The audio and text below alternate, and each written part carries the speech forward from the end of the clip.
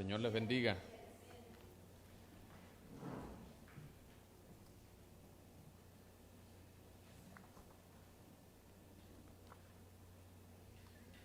Mediados de los años 80, una película que se hizo muy famosa. Para los que tienen más de 30 años la recordarán. Y se llamaba la película Cocoon. Cocoon era una película muy esperada porque hubo mucha polémica tras esa película. Otro día les cuento por qué. Pero lo cierto es que la película contaba que unos capullos de alienígenas se quedaron en el mar y unos extraterrestres vinieron a buscar a esos capullos, y para poder conservarlos mientras ellos volvían a su planeta de origen, los guardaron en una piscina, y en esa piscina unos viejitos que vivían al lado en un asilo de ancianos se bañaban escondidos de noche. Pero lo cierto es que en esa piscina, por la presencia de los capullos, los viejitos se bañaban de noche y los viejitos agarraban una fuerza increíble y se rejuvenecían y eran increíblemente activos, y uno de ellos definió el efecto de la piscina. Yo no sabía que era por los capullos, pero el efecto de la piscina era la vida eterna. Nunca envejeceremos, nunca nos enfermaremos, nunca nos moriremos. Y ese era el atractivo de la piscina. Lo cierto es que la película se desarrolla y total que los alienígenas se quieren llevar a los benditos capullos esos, pero uno se quiebra y pierden todos el poder de darle la vida eterna a los viejitos. Entonces, lo que ofrecen los alienígenas para poder resarcir el daño a los viejitos es llevarse a los viejitos para el planeta Antares, de donde ellos eran, y poderle allá ofrecer la vida eterna. Pero para ello los capullos tenían que morir. Y eso toda la trama se desarrolla, todo ofreciendo la vida eterna, no morir, no enfermarse, no envejecer. Y es eso justamente de lo que se trata el Evangelio. Nosotros no tendríamos esperanza de vida eterna si no fuera por Jesucristo, no por los capullos, sino por Jesucristo, por su palabra, por las promesas, por lo que Él vino a hacer. Ahora, muy fácil hubiera sido para Cristo desde el cielo decir, desde su trono de gloria, esplendor que ningún hombre puede contemplar y quedar vivo. La santidad de Dios es una cosa tan, pero tan santa y tan justa, que al mismo tiempo es tan, pero tan peligrosa cuando un hombre impuro se acerca. Eso es lo que refleja Isaías en el capítulo 6. Dice, ¿cómo muerto soy? Porque mis ojos han visto al Rey y yo soy un hombre inmundo de labios. Entonces, muy fácil hubiera sido desde el trono que Jesús declarara a toda la humanidad salva para toda la eternidad y ofrecerle la vida eterna gratis a todos. Sin embargo, eso tenía un problema. El hombre era pecador y no quería reconocer su necesidad de Dios.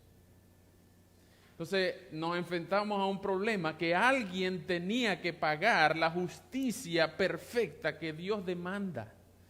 Dios exige justicia perfecta. Dios no se conforma con 99.9% de justicia satisfecha.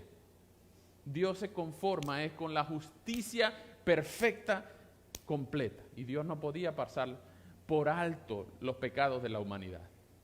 Entonces, por eso Jesús tuvo que encarnarse. Es un proceso un poquito complicado de explicar, pero Jesús tuvo que encarnarse, Dios hacerse hombre.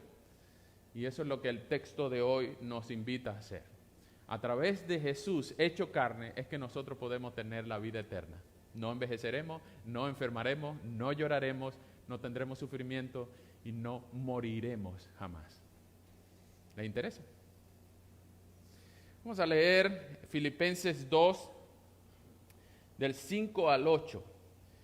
Pero para tener un poquito de contexto y ver de dónde sale el texto de hoy, vamos a leer del 1 al 11. Filipenses 2, del 1 al 11. Hemos estado tratando la epístola del apóstol Pablo a los filipenses. Ya tenemos varias semanas. La semana pasada empezamos el capítulo 2 y desde el 1 al 4. Hoy vamos a tratar del 5 al 8 y la semana que viene vamos a hablar del 9 al 11. Así que vamos a hablar solamente del 5 al 8, pero vamos a leer Filipenses 2 del 1 al 11 para tener el contexto completo.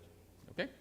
Yo voy a leer en la versión Reina Valera contemporánea, que es la que hemos estado analizando para uso público de la iglesia. Así que Filipenses 2, del 1 al 11, dice así. Por tanto, si hay alguna consolación en Cristo, si hay algún consuelo de amor, si alguna comunión del Espíritu, si algún afecto entrañable, si alguna misericordia, completen mi gozo, sintiendo lo mismo, teniendo el mismo amor, unánimes, sintiendo una misma cosa. No hagan nada por contienda o por vanagloria, al contrario, háganlo con humildad y considerando cada uno a los demás como superiores a sí mismo. No busque cada uno su propio interés, sino cada cual también el de los demás. Que haya en ustedes el mismo sentir que hubo en Cristo Jesús, quien, siendo en forma de Dios, no estimó el ser igual a Dios como cosa a la que aferrarse, sino que se despojó a sí mismo y tomó forma de siervo y se hizo semejante a los hombres. Y estando en la condición de hombre, se humilló a sí mismo y se hizo obediente hasta la muerte y muerte de cruz. Por lo cual Dios también lo exaltó hasta lo sumo y le dio un nombre que es sobre todo nombre, para que en el nombre de Jesús se doble toda rodilla de los que están en los cielos y en la tierra y debajo de la tierra, y toda lengua confiese que Jesucristo es el Señor, para gloria de Dios Padre. Vamos a orar. Señor, venimos ante ti necesitados de tu favor, necesitados de tu gracia y necesitados de tu amor. Venimos ante ti, Señor, con corazones sinceros, con necesidad de ser instruidos en tu palabra y con la necesidad imperiosa de ser edificados por tu Espíritu.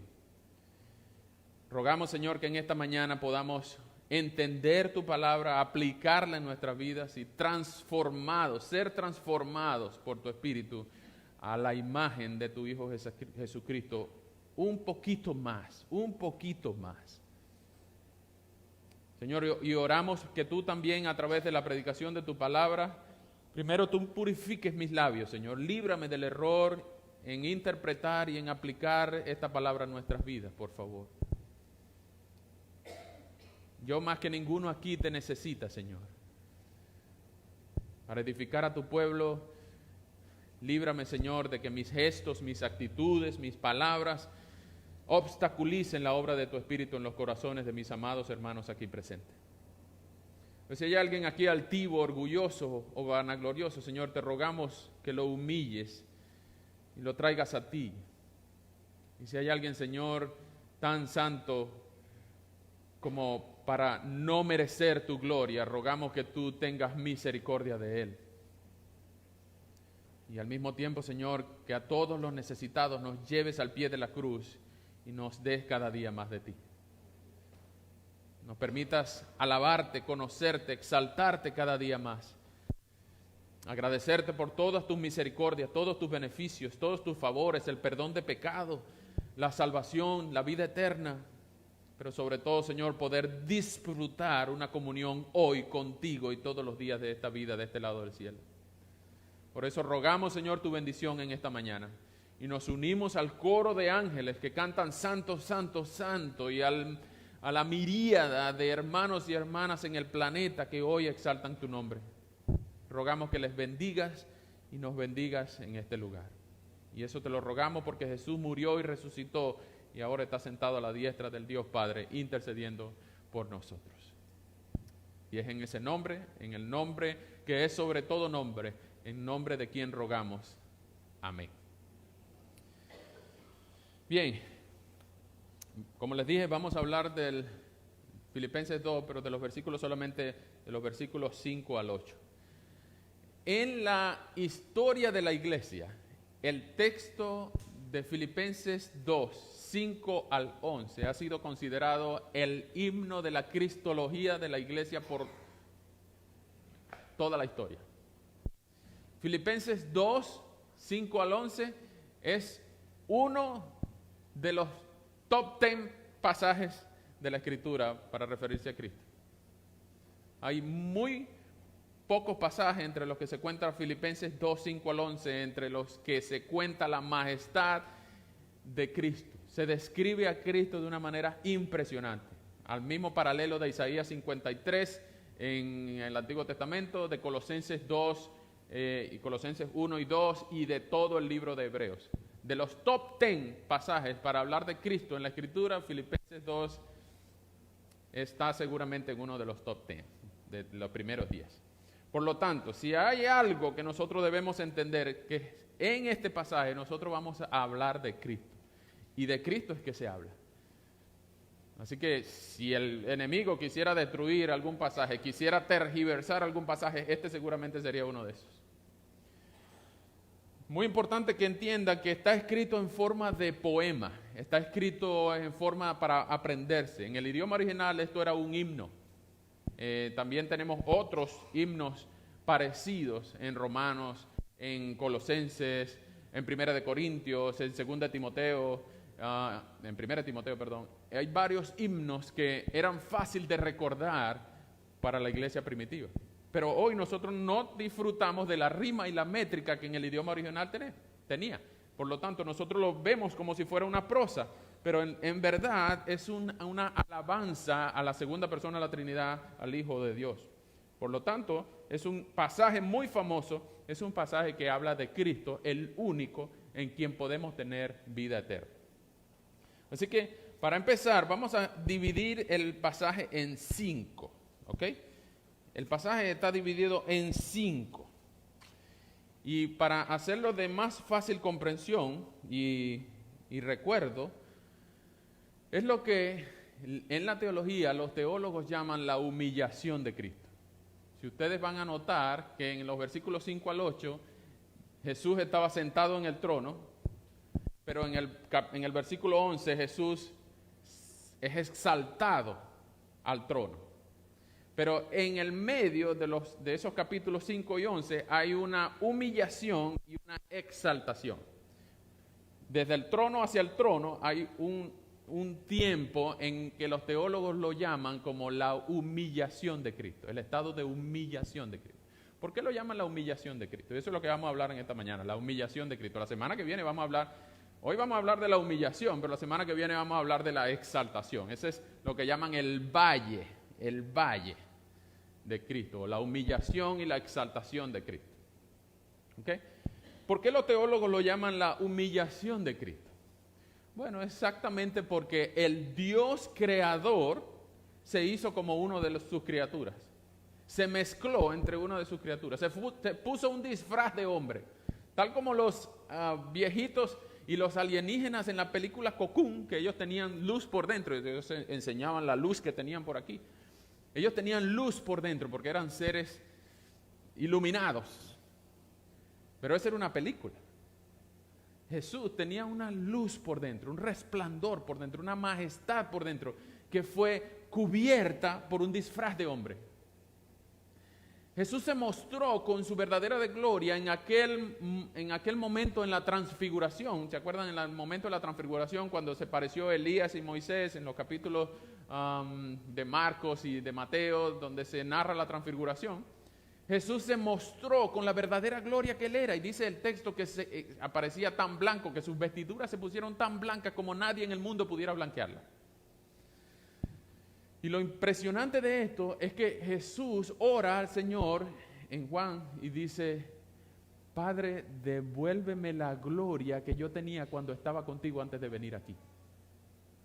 Porque Jesús es tan resplandeciente, Jesús es tan majestuoso, que los teólogos hablan de la humillación cuando el Dios creador se hizo como una de sus criaturas, se bajó de estado. Y vamos a notar aquí que esta humillación está hecha en 5 pasos.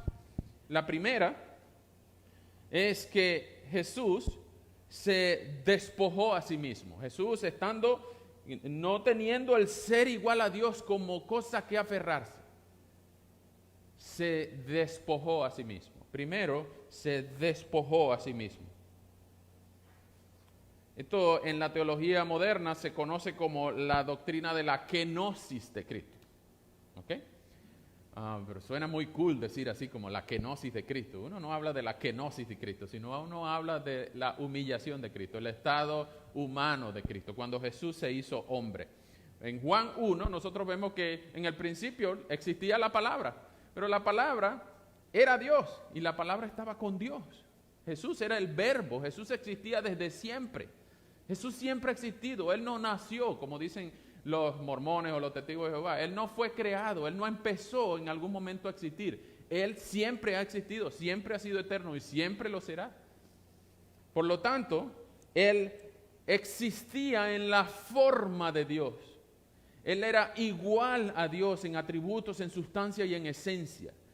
Y cuando los teólogos dicen que Jesús se despojó a sí mismo, nunca jamás implica que Jesús dejó de ser Dios. Jesús no dejó de ser Dios. ¿Por qué? Pues Jesús demostró con creces que Él era Dios. Él no rechazó la alabanza, Él hizo obras milagrosas, Él perdonó pecados y Él tuvo muchos atributos de omnisciencia y omnipotencia que solo Dios podía hacer. Algunos discuten la omnipresencia y algunos discuten otros atributos de Cristo en el estado de humillación, pero no se puede pensar que Jesús dejó de ser Dios, que se vació, eso es lo que significa kenosis, que se vació de su deidad. Al contrario, no se vació de su deidad, sino que se vació en la humanidad. Jesús se hizo hombre porque Él no era hombre antes de su encarnación. Jesús se hizo hombre. Él se despojó a sí mismo de su trono de gloria y vino a un pesebre. Algunas personas piensan que el pesebre es donde nacen los niños pobres. No, el pesebre es donde comen los animales. Imagínense la diferencia entre el trono de Isaías 6 y el pesebre de Lucas 2. Imagínense la diferencia. A eso se refiere despojarse a sí mismo. Despojarse a sí mismo. Es decir, que Él no perdió su brillo radiante que mostró en la transfiguración, sino que la arropó cuando se puso un disfraz de hombre. Y eso es lo que significa la doctrina del vaciamiento de Cristo. Jesús en su trono de gloria se despojó a sí mismo para venir a ser como uno de nosotros. Algunas personas hablan de la importancia de María en el proceso de la concepción de Jesús. Pues sí, María es importante y es muy importante, porque María fue la que prestó su vientre para que creciera el fruto concebido por el Espíritu Santo sin la intervención de la sangre de José y sin la intervención de la sangre de María. Ustedes dirán, eso no es posible que un bebé crezca sin la intervención de la sangre de su mamá. Exactamente. Exactamente. He ahí el milagro de la concepción y del nacimiento virginal. He ahí la importancia de la concepción del Espíritu Santo. La concepción es del Espíritu Santo, no de María. En otras palabras, el Espíritu Santo puso el bebé ya concebido. Y para los que tenemos 4 dedos de frente aquí en la sala y en la audiencia, sabemos que María no aportó nada a la concepción del Hijo, porque si no, también hubiera tenido la naturaleza pecaminosa de su mamá. Por lo tanto, en la doctrina de la encarnación de Cristo hay mucho que hablar y hay mucha polémica. En los 3 primeros siglos, la doctrina más disputada en la iglesia primitiva era la unión hipostática de Cristo. Por mucho, la doctrina más disputada en la iglesia primitiva en los 3 primeros siglos, hasta el año 325 en el Concilio de Nicea, fue la doctrina de la unión hipostática de Cristo. ¿Qué es la unión hipostática? ¿Que suena tan complicado? No, es la unión entre Dios y hombre. Jesús era 50% Dios, 50% hombre, o era 75-25, era ¿cómo? Bueno, se descubrió, se acordó, se combinó, se entendió, mejor dicho, que Jesús era 100% Dios y era 100% hombre. Que era completamente Dios y era completamente hombre. No pudo haber disminución en ninguna de las dos naturalezas, porque entonces el sacrificio hubiera sido imperfecto. Por eso es tan importante la doctrina de la encarnación.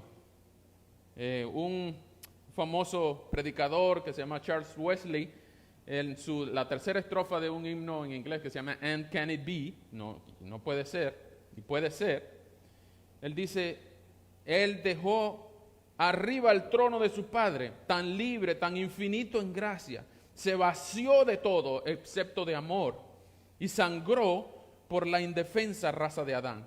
Todo misericordia, todo inmenso y todo libre, Dios mío, así tú me encontraste.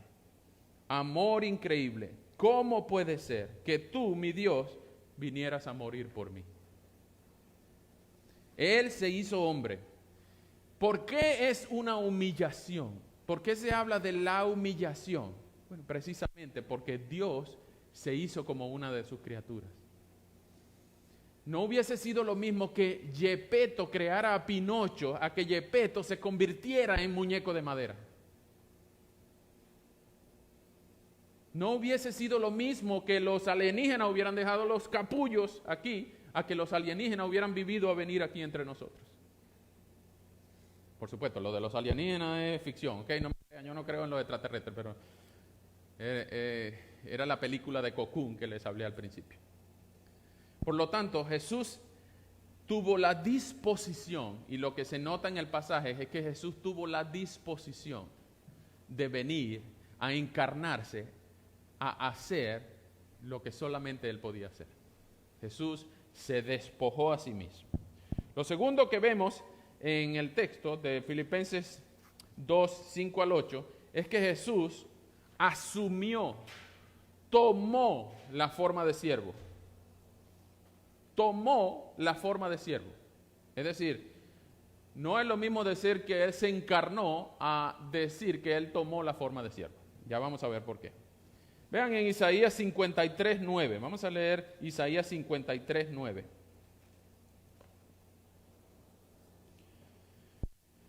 Isaías 53, 3 al 9.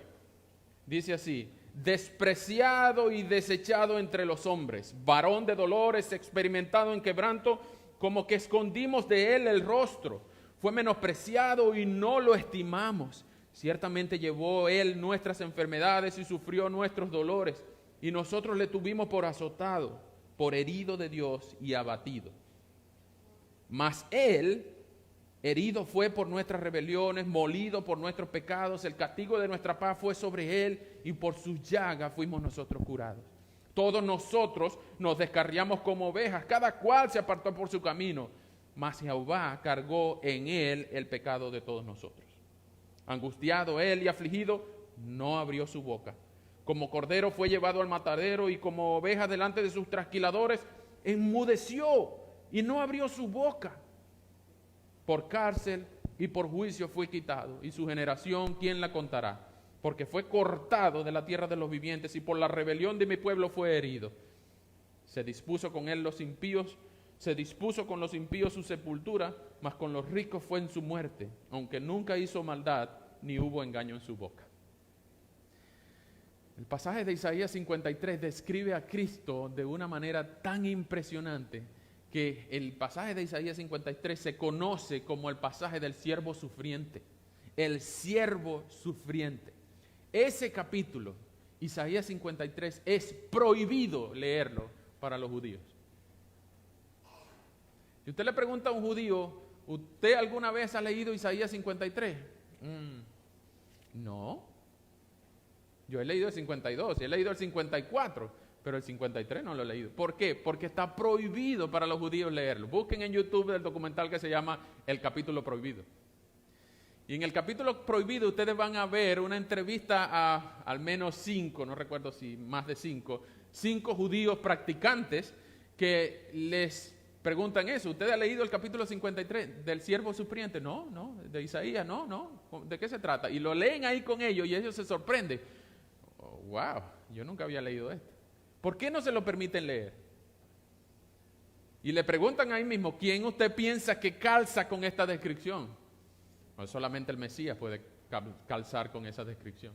Pero ¿por qué no se los dejan leer? Porque entiende un judío que el único que calza de la descripción de Isaías 53 del Mesías con la historia de la humanidad hasta ahora, recuerden que ellos todavía están esperando el Mesías, el único que calza en la historia de la humanidad hasta ahora con la descripción de Isaías 53 del Mesías es Cristo el Señor. Por lo tanto, si un judío entiende Isaías 53 y calza esta descripción del Mesías con Cristo, un judío deja de ser judío para empezar a ser cristiano. Por eso está prohibido.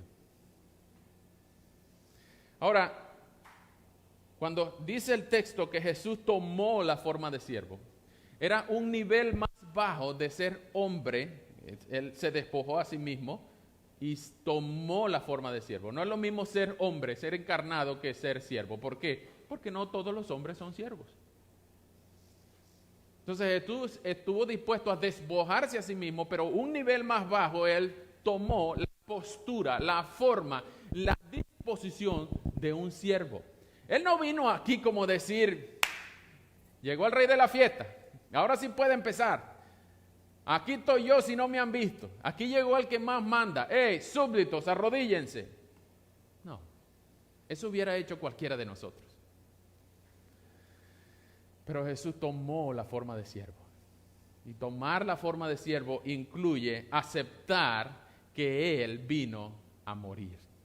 Que Él vino no solamente a sacrificarse, sino que Él vino a hacer el sacrificio. Y es muy importante que entendamos esto porque desde chiquito Él sabía que Él había venido a morir. Desde chiquito. A los 12 años se perdió y su mamá loca y su papá buscándolo por todos lados. Y Él estaba en el templo enseñando a los grandes sabios. Y cuando intentaron regañarlo, ustedes no saben que en los negocios de mi Padre es que debo estar. En las ocupaciones de mi Padre que debo estar. Ustedes no saben que yo vine para esto. Él tomó la forma de siervo. Él asumió la postura del servicio. ¿Ustedes han visto esos programas en Discovery? En la que el jefe se disfraza de un empleado. Creo que es Discovery Home and Health o alguna otra de esas otras cadenas que el jefe, hay una que se llama el jefe encubierto, otra que se llama el jefe infiltrado, otra que tiene un nombre en inglés. Pero el jefe, el grande, el CEO, el presidente de la empresa, se disfraza de uno de los que atiende en los cajeros, en las mesas. Si es un restaurante, se disfraza también de cocinero. El jefe, la persona más importante de la compañía, se disfraza y se infiltra entre los trabajadores. Por supuesto, los trabajadores saben de nombre quién es él, pero no conocen su cara. Entonces le pregunta cómo está identificado con la empresa, cuáles son sus propósitos de vida, cómo ha crecido, cuáles son sus quejas y todo. El jefe empieza a ser como uno de ellos. Y muchas veces los trabajadores resultan botados porque no están identificados con la empresa. Pero muchas veces el trabajador hace al jefe crecer como jefe, como persona. Se identifica con las solicitudes y con las necesidades de los trabajadores. Bueno, Jesús hizo algo así parecido. Jesús no creció como persona. Jesús se humilló intencionalmente, voluntariamente, porque Él se vino a ser como uno de nosotros. Y Él no vino a preguntarnos, mira, ¿cómo se puede ser mejor persona? ¿Qué libros de autoayuda puedo yo leer? ¿Cómo puedo yo despertar el campeón que hay en mí? No, Jesús no vino a hacer eso. Jesús vino a salvar. Jesús vino a salvar. Y Él no vino a ser mejor persona. Él vino a darnos la vida eterna que los viejitos no podían conseguir en la piscina. Hermanos, la postura de siervo, la forma de siervo. Esta palabra forma es contrastada, es la misma palabra que se usa en el versículo 5 cuando dice que siendo en forma de Dios, en el versículo 6, siendo en forma de Dios, no estimó de ser igual a Dios como cosa que aferrarse, sino que se despojó, pero ahora tomó forma de siervo. Esta es la misma palabra que se usa allá y aquí. Noten el contraste. Forma de Dios, ahora tiene forma de siervo. ¿Qué pasaría si algún día a ti te grabaran en un programa como este? El jefe se infiltra entre tus colegas, entre tú y tus colegas. El jefe, el CEO, el presidente de la empresa se infiltra entre tus colegas. Algunos dirán aquí, no, yo no tengo más jefe, yo soy el jefe. Bueno, ¿qué pasaría si Jesús se encarna y viene a nosotros y se sienta aquí con nosotros en la iglesia? Él tiene la capacidad no solamente de oír lo que dicen sus empleados, sino que Él también tiene la capacidad de sentir lo que sienten sus corazones y conocer lo que dicen cada uno de nuestros pensamientos. ¿Qué pasaría si el jefe se infiltra entre nosotros? Pues le tengo una noticia, el jefe está entre nosotros. Él vive entre nosotros, Él sabe lo que sentimos, Él sabe lo que pensamos, Él sabe lo que hacemos, lo que decimos, Él sabe todo. No necesita infiltrarse, no necesita encarnarse otra vez porque Él dejó su espíritu para hacer lo que Él estaba haciendo. El vicario de Cristo cuando ascendió es el Espíritu Santo cuando fue derramado en la iglesia. Entonces vimos ya que Jesús se despojó a sí mismo, ahora vimos que Jesús también tomó la forma de siervo. Dice 2 Corintios 8:9, ya conocéis la gracia de nuestro Señor Jesucristo, que por amor a vosotros se hizo pobre siendo rico, para que ustedes con su pobreza fueran enriquecidos. Y ahí no está hablando de riqueza material, sino de riqueza espiritual. 2 Corintios 8:9. El tercer escalón en descenso en la humillación de Cristo es que Él se hizo semejante a los hombres. Semejante a los hombres. Dice que Él dice en una parte del texto que Él se hizo un poco menor que los ángeles. Un poco menor que los ángeles. Jesús se despojó a sí mismo, tomó la forma de siervo y se hizo semejante a los hombres. Semejante a los hombres. Semejante no quiere decir que no era hombre, no, sino que era igual a los hombres. Que tenía la misma apariencia. Jesús le crecía el cabello, Jesús sudaba, Jesús se cansaba, Jesús iba para el baño, Jesús hacía de todo como un hombre. Jesús sufría de hambre, sufría de sed. Jesús era un hombre, era semejante a los hombres. Semejante no, como les digo, no es que casi era hombre, no, es que era igualito de imagen y semejanza en apariencia, en forma, en esencia, en ADN, en todo era un hombre. En 1 Timoteo 3:16 dice, indiscutiblemente grande es el misterio de la piedad. Dios fue manifestado en carne, justificado en el Espíritu, visto de los ángeles, predicado a los gentiles, creído en el mundo y recibido en gloria. Ese es otro himno de la iglesia. 1 Timoteo 3:16 dice, Dios fue manifestado en carne. ¿Cómo se manifestó Dios en carne? Jesús vino a nacer en el vientre de una virgen. No es igual a Aquiles, que era un semidios. No es igual a ninguno de los semidioses, fruto del amor de un dios mitológico con un humano. No. Jesús era 100% hombre y 100% Dios. Dios, el Dios de los cielos, el Dios perfecto, se hizo hombre. La segunda persona de la Trinidad se puso un disfraz de hombre y habitó entre nosotros. Y vimos su gloria. La gloria como la del unigénito del Padre, lleno, full de gracia y verdad. En Hebreos 4:15 dice, no tenemos un sumo sacerdote que no pueda compadecerse de nuestras debilidades, sino uno que fue tentado en todo según nuestra semejanza de hombre. Uno que fue tentado en todo según nuestra semejanza, pero sin pecado. Jesús pudo haber pecado y no lo hizo, no porque no podía, sino porque rechazó el pecado.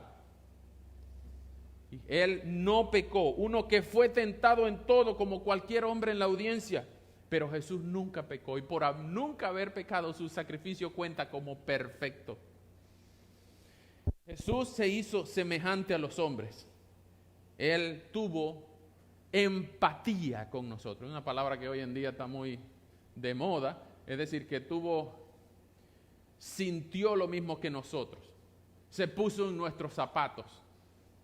Algunas personas dicen, no, tú antes de criticar o antes de juzgar tienes que ponerte en sus zapatos. Bueno, Jesús se puso en nuestros zapatos. No había zapatos en esos días, en la sandalia pues. Jesús tuvo empatía con nosotros. Y eso no es ligero. Recuerden que estamos hablando del Dios creador, que hizo así. Y se crearon inmediatamente galaxias, estrellas, constelaciones y todo el universo hasta que todavía no se ha encontrado la pared negra. El Dios de los cielos vino a estar entre nosotros. Cuando ustedes escuchen algo grande viene, para ti algo grande viene, ¿ustedes han escuchado eso? Algo grande viene para ti. Dígale, algo grande ya vino. Algo grande ya vino. El Dios eterno se sentó en una silla como yo. Caminó por la tierra como yo. Se bañaba como yo. Se ensuciaba como yo. Se golpeaba con el martillo como yo. Se clavaba un clavo y sangraba como yo. Algo grande ya vino. Lo más grande ya vino. No me digan que algo grande viene, porque nada más grande que Cristo puede existir en este universo. Jesús se hizo semejante a los hombres. Y el cuarto punto, permítame avanzar un poco rápido. El cuarto punto va a resumir los tres anteriores. Mas aún hallándose en la condición de hombre, Jesús se humilló a sí mismo, haciéndose obediente hasta la muerte. Primero Él se despojó, tomó la forma de siervo, se hizo semejante al hombre y ahora se humilló a sí mismo, haciéndose obediente hasta la muerte. Hermano, Jesús sabía que Él venía a morir. Él obedeció a su Padre en todo lo que, en cada detalle, incluso con Juan el Bautista, bautízame, pero ¿por qué? Si yo no soy digno de desatar encorvado las sandalias de tus pies, bautiza. Conviene que se cumpla toda palabra. Y el Padre en el bautizo, Juan en el agua, Jesús en el agua, el Padre hablando, la paloma se posa sobre Cristo, el Espíritu Santo, y el Padre dice, este es mi Hijo amado, en el cual tengo complacencia. Óiganlo, obedézcanlo. A Él oír. En Romanos 8:3 dice, lo que era imposible para la ley. Recuerden que los judíos confiaban en la ley para salvar. Lo que era imposible para la ley, por cuanto era débil por la carne, Dios enviando a su Hijo en semejanza de carne de pecado y a causa del pecado condenó al pecado en la carne. Jesús vino en carne. Y recuerden que una manera de probar los que son de Dios y los que no son de Dios es si confiesan que Jesús vino en carne. Los que no confiesan que Jesús vino en carne no son de Dios. Lea 1 Juan 3. Y ese Romanos 8 completo habla de la victoria que podemos tener porque Jesús vino en carne y venció la muerte. Muy importante que nosotros entendamos que Jesús se humilló, pero se humilló hasta el extremo de cumplir cada jota, cada tilde de lo que de Él había sido dicho para que su muerte contara como vicaria, como expiatoria, como sacrificio perfecto. En Él nosotros tenemos la más grande seguridad de que nuestros pecados han sido perdonados, de que han sido removidos, de que la ira justa que Dios tenía en contra mía por mi pecado, Jesús la quitó, la arrancó. El cisma, el valle que separaba a Dios de mí, Jesús lo tapó y ahora yo puedo tener una comunión con Dios perfecta porque Dios se encarnó aquí como un hombre, vivió entre nosotros y Jesús pagó el precio por mi pecado y por el tuyo. ¿Cómo no rendirnos ante Él? ¿Cómo no vivir para Él? ¿Cómo no adorarle a Él? ¿Cómo no morir para Él si es necesario?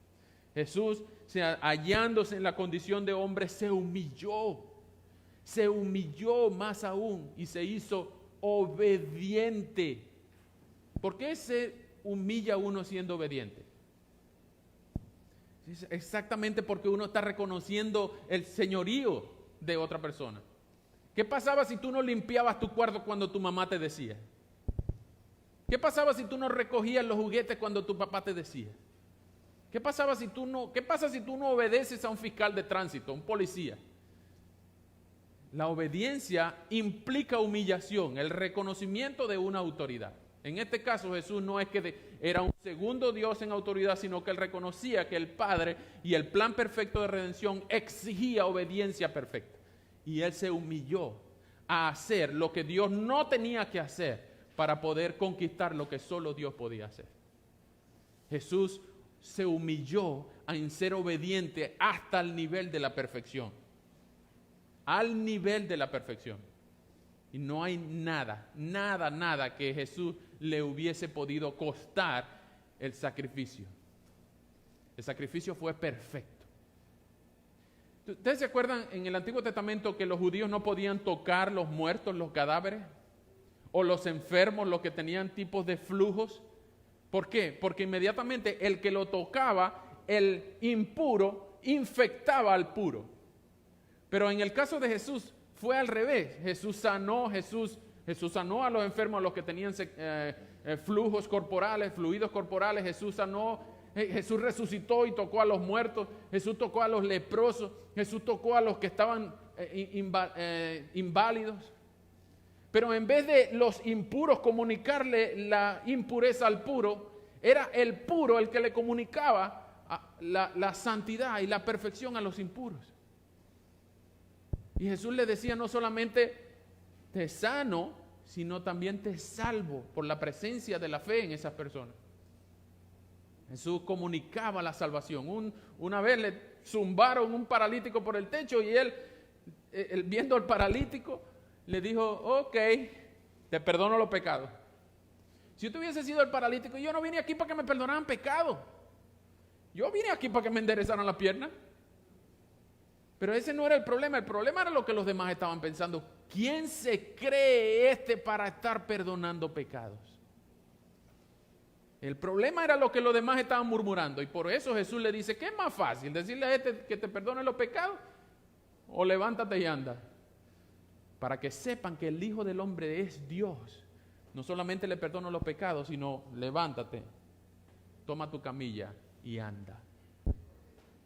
Jesús es el Hijo de Dios, encarnado. Él se humilló haciéndose obediente. Y todo lo que de Él fue profetizado a la perfección de la letra fue cumplido voluntariamente por Él. Y eso implica la humillación, pero más que todo, obediencia a Dios, obediencia al Padre, obediencia al proyecto de redención. ¿Ok? Entonces, estaba en la condición de hombre, pero se humilló a sí mismo y se hizo obediente. Y el último y quinto escalón descendiente es que no solamente Él fue obediente hasta la muerte, sino que era una muerte de cruz. Una muerte de cruz. El quinto escalón de la humillación es que Él vino a morir, pero no solamente vino a morir, sino que vino a morir una muerte de cruz. Esto es lo más humillante de todo. Lo más humillante de todo es la muerte de cruz.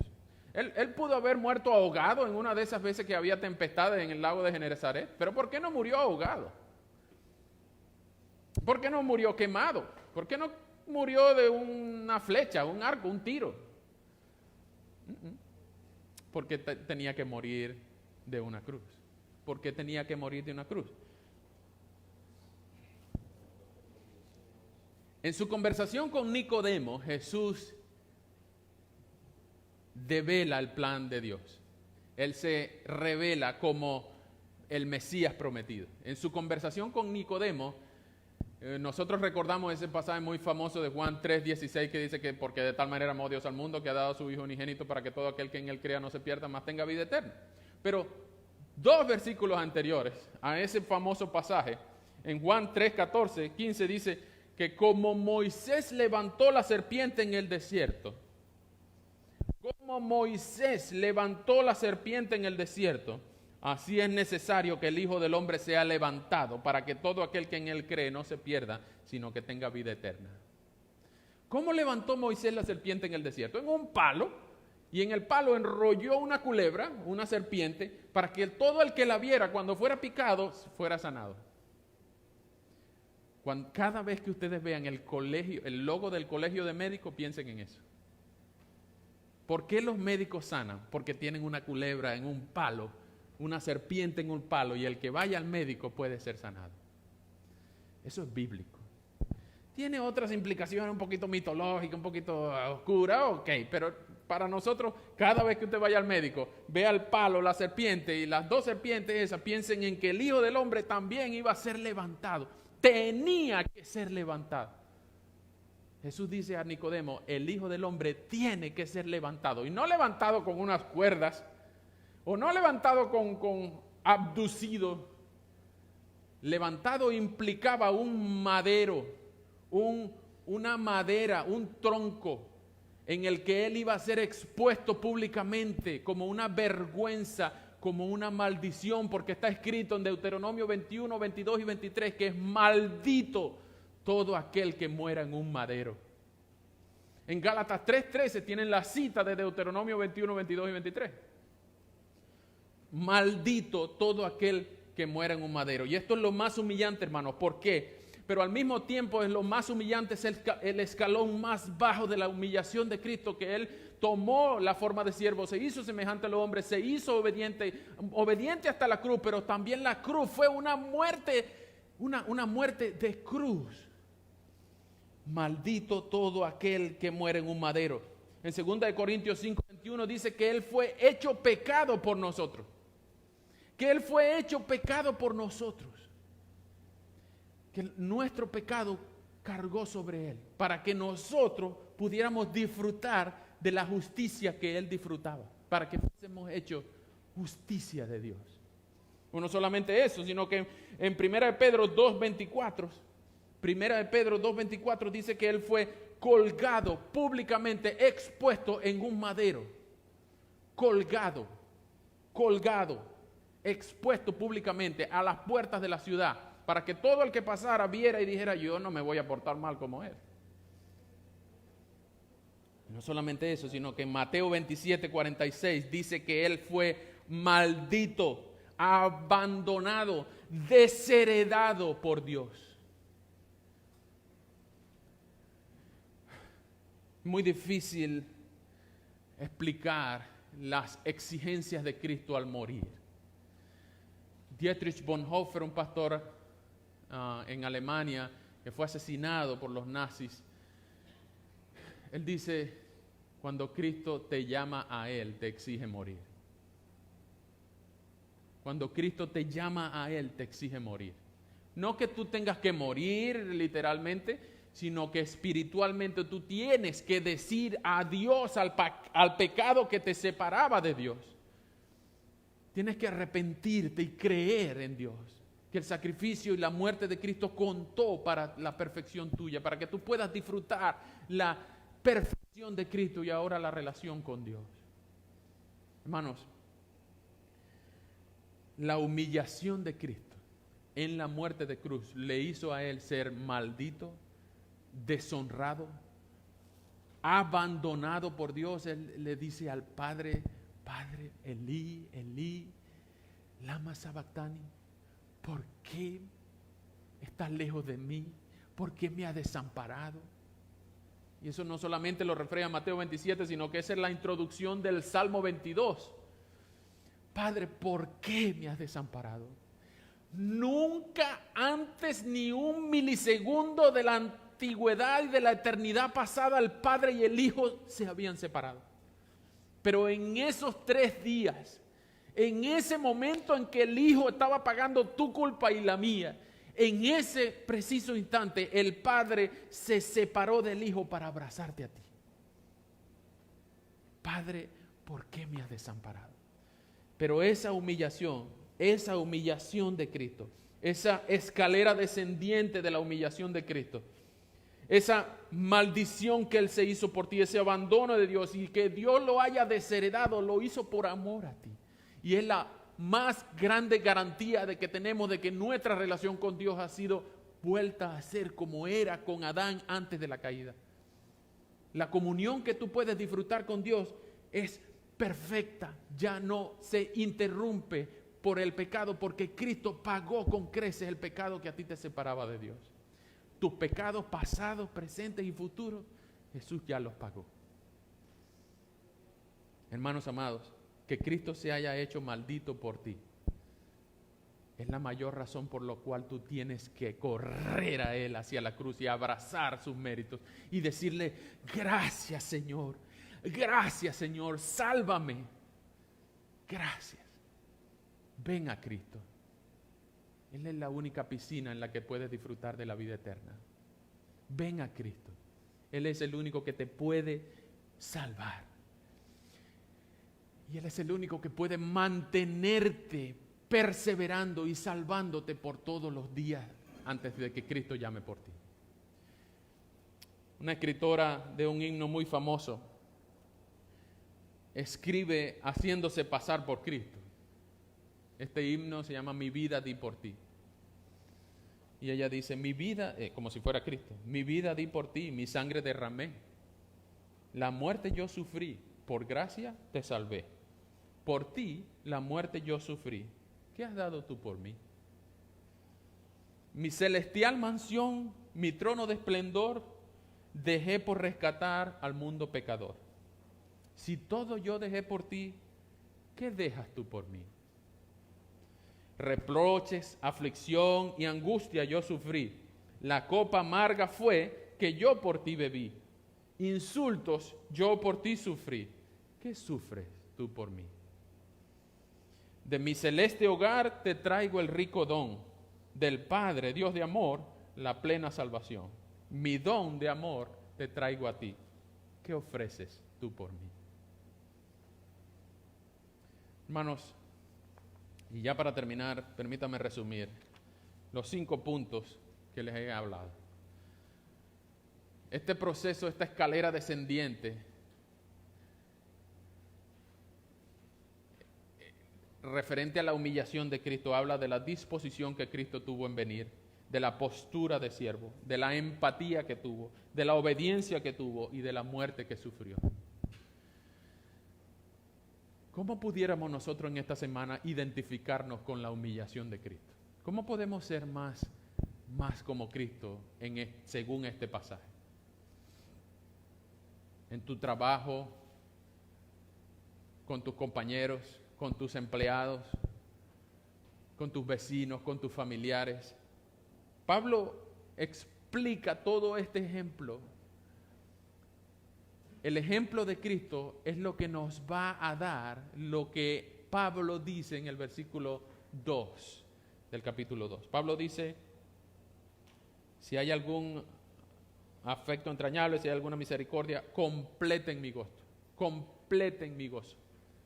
Pero ¿cómo, Pablo? ¿Cómo vamos a completar tu gozo? Bueno, dice los 3 gerundios que siguen: sintiendo lo mismo, teniendo el mismo amor y sintiendo una misma cosa. Dense cuenta que sintiendo lo mismo y sintiendo una misma cosa es lo mismo, valga la redundancia.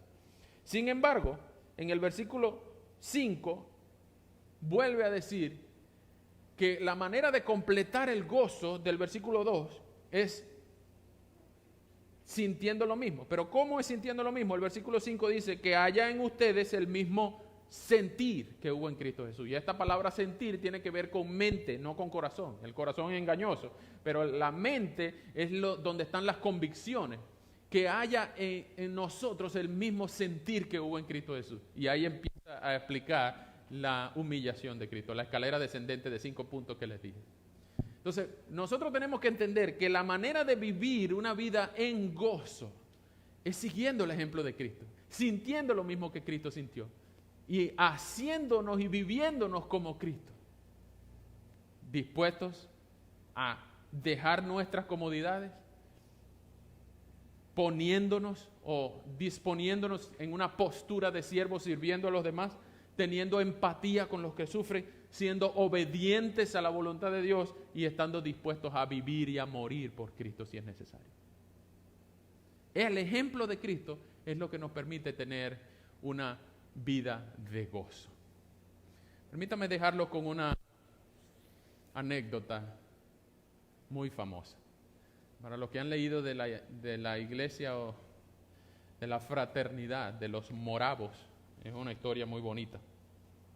Se cuenta que Leonard Dover y David Nitschmann eran dos jóvenes misioneros de los moravos. Cuando el evangelio llegó a Alemania, y en Alemania en 1732 se alcanzó a la provincia de Moravia de la República Checa, el evangelio impactó a toda la República Checa con el poder de Dios, y ellos dijeron: wow, nosotros tenemos que ir a decir esto a mucha gente, porque muchos están yendo para el infierno sin Cristo. Tenemos que decirle a esto mucho. Pero ellos se enteraron que en lo que era República Checa y todo el corazón de Europa había mucho esclavitud, había mucho tráfico de esclavos, y se enteraron que uno de los traficantes de esclavos era un hombre británico que en el reciente Nuevo Mundo descubierto, él traficaba esclavos. Y había una isla que se llamaba San Tomás, que ahorita es una de las islas vírgenes estadounidenses. Santo Tomás, él tenía allí aproximadamente 3,000 esclavos, pero con la condición de que nunca jamás un predicador entrara, porque él era ateo, nunca jamás un predicador entrara a predicarles a esos esclavos de Cristo. Y eso impactó a Leonard Dorman y David Nitschmann, y dijeron: wow, estos 3,000 esclavos se van a morir sin conocer a Cristo. Y ellos dijeron: nosotros queremos ir a predicar allá, pero este traficante de esclavos dijo: nunca irán a predicar a Cristo allá. La única manera que estos Leonard Dover y David Nitschmann tuvieron para ir a predicar a la isla de Santo Tomás es volverse esclavos. Y se vendieron ellos mismos como esclavos. Y con el dinero que su familia obtuvo por la venta de estos dos esclavos, ellos pagaron el viaje a Santo Tomás. Y en la mañana, con niebla, que ellos iban saliendo a Santo Tomás, la familia se preguntaba: ¿nadie más puede ir? ¿Hay necesidad de esto? ¿Por qué no convencemos mejor al traficante de esclavos aquí en vez de tener que ir para allá? Y David y Leonard dijeron: nadie más quiere hacerlo, nadie más puede hacerlo, no hay otra manera. Se vendieron como esclavos, y en el muelle, en el puerto, su familia vio cómo los encadenaron, los desnudaron, los montaron en el barco y partieron. Cuando la niebla iba separando el puerto, el muelle del barco, el barco avanzando hacia las Indias Orientales, miles de esclavos en ese barco. Leonard y Dover se abrazaron. Uno de ellos, no se sabe quién, levantó el brazo, y las últimas palabras que se escucharon de ellos antes de perderse en el mar y más nunca saber de ellos, las palabras que escucharon de ellos, su familia, fue: digno es el Cordero de recibir el precio por su sacrificio. Y esas fueron las últimas palabras que se escucharon. Digno es el Cordero que fue inmolado de recibir el precio por su sacrificio. Nunca más se supo de ellos. El Cordero inmolado vino a morir, vino a vivir, vino a vencer y vino a resucitar. Y Él lo hizo. ¿Cómo nosotros podemos identificarnos con Él?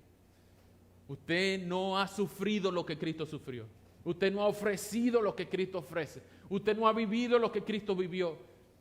Pero tú puedes disfrutar por su gracia las bendiciones que Él te da, pero también disfrutar por su gracia la fuerza que Él te da para vivir en este mundo. Cuando te toque sufrir, sufre como Cristo. Cuando te toque decidir, decide como Cristo. Cuando te toque hablar, habla como Cristo. Cuando te toque mandar, manda como Cristo. ¿Cómo podemos vivir como Cristo en esta semana? ¿Cómo podemos evidenciar que Cristo vive en nosotros? Según este pasaje, la historia no queda aquí. Jesús no solamente fue humillado. Esa es la mitad de la historia. La semana que viene veremos la exaltación de Cristo. Que de la cruz Él se levantó, murió, sí, fue enterrado, sí, pero resucitó. Y Dios le dio un nombre tan alto, que es sobre todo nombre, ante el cual toda rodilla se doblará y toda lengua confesará que Jesucristo es el Señor, para gloria de Dios Padre. Gracias te damos, Señor, porque tu palabra es verdad. Y la historia de la humillación de Cristo nos habilita, nos anima a vivir para Él todos los días.